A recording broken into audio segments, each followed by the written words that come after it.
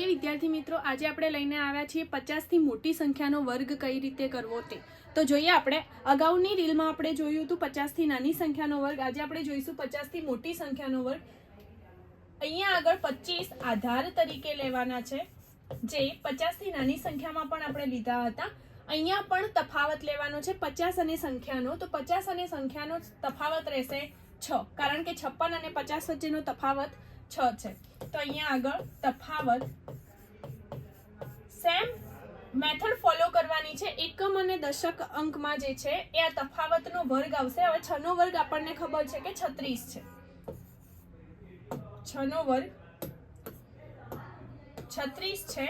અહીંયા આગળ 50 થી નાની સંખ્યામાં આપણે બાદબાકી કરતા હતા. અહીંયા આગળ આપણે સરવાળો કરવાનો છે. 25 અને 6 ની સંખ્યાનો સરવાળો થશે 31. તો આપણો જવાબ છે 31 36.